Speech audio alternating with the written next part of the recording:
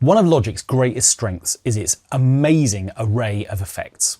So within the program, Apple have made this incredible collection of processing tools which exist in almost every category we could possibly think of that we might need to apply to audio. So if you want to change the tone of a sound, if you want to add reverb or space to it, if you want to sort of break it up into individual parts, if you want to have sounds that move from left to right and back again, all of the effects that you might conceivably want to use are available for you to use right within Logic, provided as part of the program.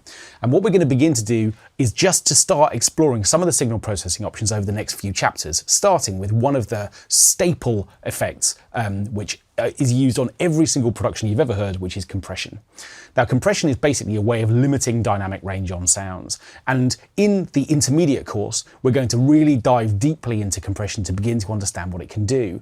But what we're going to do now is just have a bit of an overview of the way that Logic's compressor is configured, because actually it provides a lot of options for you to experiment with. So firstly, let's just hear the track that we're working on, and in particular, we're going to focus on the beat loop when it comes to actually working with compression. But firstly, all of these sounds are completely unprocessed for now.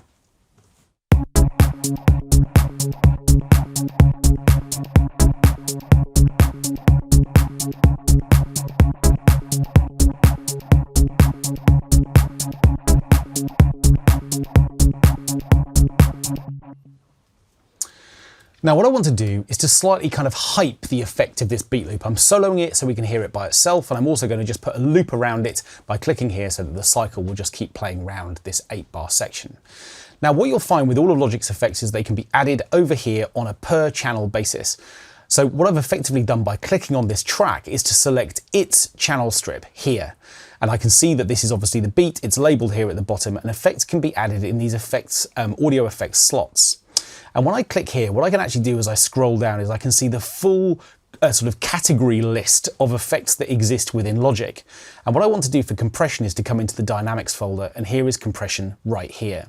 Now what you'll also find is that the most recent 5 effects that you've used are listed here above the main list as well. So as you start to work with effects, the ones that you like the most will be added to this recent list. But if you haven't got a recent list yet, or the compressor isn't one of those 5 effects, you'll find it in Dynamics. And what we can do is just to select the compressor here.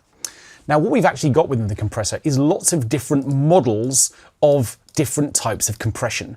Compression is an effect which has been around really since really early in the days of recording and mixing music. And there are different approaches to the way that you can begin to work with compression, this idea of limiting dynamics. And what we've got within these different versions of compression up here at the top are some of the classic ways in which compression has been provided over the years, modeled in software form here by Logic for us. So I'm just going to select one of these, and what we can begin to do is to begin to see what happens when we flick through some of the preset options that exist within here.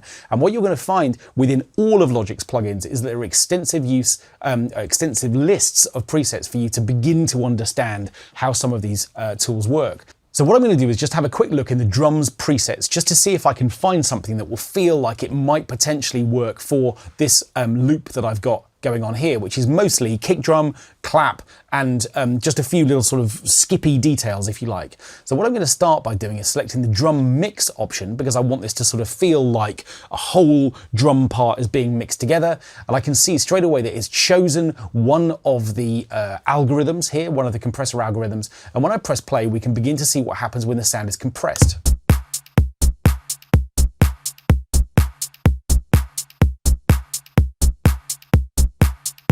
So what we can see here is this little needle which is limiting dynamic range. It's just changing the balance between the quietest and the loudest moments. Now within all of Logic's effects, what you'll find in the top left-hand corner is a bypass button. And what this allows you to do is to flick between the unprocessed sound, the original sound, and then the sound that in this context is now being compressed. So we can begin to compare and contrast. And what I'm going to do is I'm going to just increase the amount of compression by dropping this dial here, which is called threshold, and increasing ratio.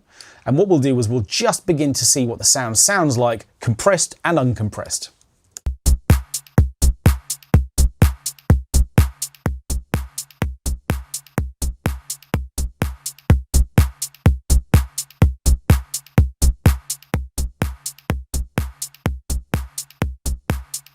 So So what you can hear is that we lose a lot of the bass drum. We've got this really kind of hard sound now, which is much sort of clippier and skippier. Now it's too extreme, these settings. I'm going to go back to something a bit more like Logic provided out of the box, but I've just changed these dials to give you a sense of what compression can do. It can give us this much more upfront, present sound. Let's try these settings instead.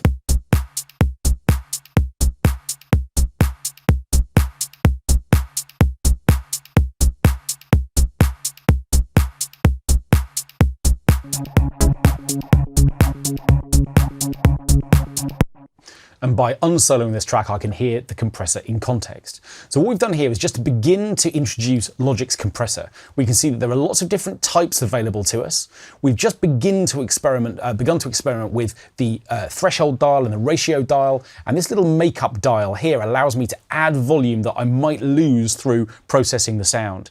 If all of this feels a little bit intimidating, don't worry, compression takes a little bit of getting used to and understanding, and the intermediate courses for that. But if you want to experiment with what's possible within the compressor, a really great place to start is to click up at the top, come into the presets, and just begin to see how your sounds can be processed by flicking from one setting to another.